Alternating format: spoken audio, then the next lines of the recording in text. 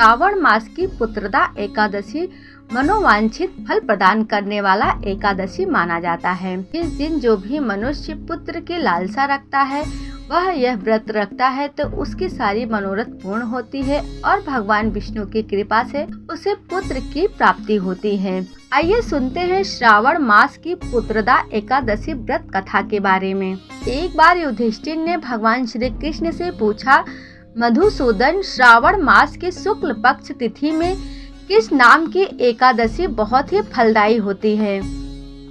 भगवान श्री कृष्ण बोले, राजन, श्रावण की शुक्ल पक्ष तिथि में पुत्रदा नाम की एकादशी बहुत ही फलदायी मानी जाती है। तब भगवान श्री कृष्ण ने युधिष्ठिर को एक कथा सुनाई। कथा के अनुसार द्वापर युग में माहिष्मतीपुर में प्रजापालक राजा महिजीत को कोई पुत्र नहीं था, इसीलिए वह राज्य भी उन्हें सुखदायक प्रतीत नहीं होता था। अपनी अवस्था अधिक देख राजा को बड़ी चिंता हुई। उन्होंने प्रजा वर्ग में बैठकर इस प्रकार सभा का आयोजन किया। प्रजाजनों में राजा ने अपना कोई पुत्र न होने के दुख को व्यक्त किया। उन्होंने कहा कि इस जन्म में मुझे कोई पुत्र नहीं हुआ है। मैंने अपने खजाने में अन्याय से कमाया हुआ धन नहीं जमा किया है। ब्राह्मणों और देवताओं का धन भी मैंने कभी नहीं लिया। पुत्रवत प्रजा का पालन किया है। दुष्टों को दंड एवं श्रेष्ठ पुरुषों का सदा सम्मान किया है और किसी को द्वेष का पात्र नहीं समझा। फिर क्या कारण है कि मुझे आज तक पुत्र नहीं हुआ? राजा के ये वचन सुनकर प्रजा और पुरोहितों के साथ ब्राह्मण विचार करने गहन वन में ऋषि सेवित आश्रमों की तलाश करने निकल पड़े। इतने में उन्हें मुनिष्ठ लोमस जी के दर्शन हुए। लोमस जी धर्म के ततर्क व संपूर्ण शास्त्रों के विशिष्ट विद्वान, दीर्घायु और महात्मा थे। उनका शरीर लोम शरीर से भरा हुआ था। वे ब्रह्मा जी के समान तेजस्वी हैं। एक एक कल्प बीतने पर उनके शरीर का एक एक लोम टूटकर गिर जाता है, इसीलिए उनका नाम लोमस हुआ। वे महान मुनि त्रिकाल यज्ञ हैं। लोमस जी ने पूछा, तुम सब यहाँ किस लिए आए हो? तुम लोगों के लिए जो हितकर कार्य होगा उसे मैं अवश्य करूँगा। प्रजाजन बोले, ब्राह्मण, हमारे महाराज को कोई पुत्र नहीं है। उन्हें पुत्रहीन देख उनके दुख से दुखी हो हम आपकी शरण में आए हैं। मुने, अब हमें उस उपाय का उपदेश दीजिए जिससे राजा को पुत्र की प्राप्ति हो।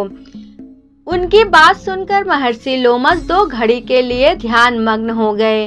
तत्पश्चात राजा के प्राचीन जन्म का वृत्तांत जानकर उन्होंने कहा, प्रजाविंद, राजा महिजीत पूर्व जन्म में लोगों का धन चूसने वाला धनहीन वैश्य था। ज्येष्ठ के शुक्ल पक्ष में एक दिन जब दोपहर का सूर्य तप रहा था, वह किसी गांव की सीमा में एक जलाशय पर जल पीने हेतु रुका।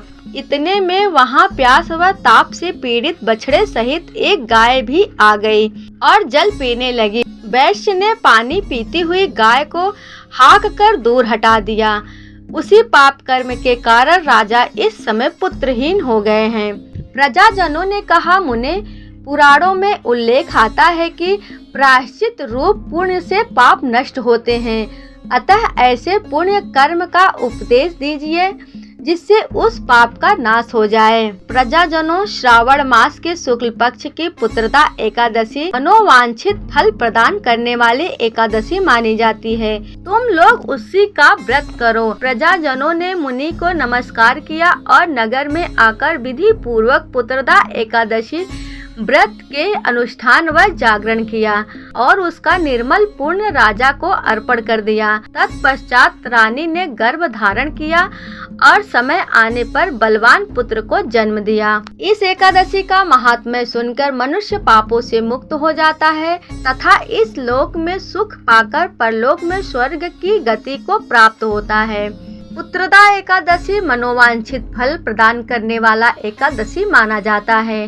भगवान श्री कृष्ण ने अर्जुन को समझाते हुए कहा कि जो भी मनुष्य पुत्र की सुख से वंचित है उसे यह व्रत अवश्य रखना चाहिए। पुत्रदा एकादशी बहुत ही फलदायी एकादशी मानी जाती है और पुत्र के वियोग को दूर करने वाला एकादशी यह सर्वश्रेष्ठ है। पुत्रदा एकादशी को रखने वाला मनुष्य पुत्र की प्राप्ति के रूप में बहुत ही योग्य पुत्र प्राप्त करता है। उसका पुत्र बहुत ही योग्य और सुशील होता है।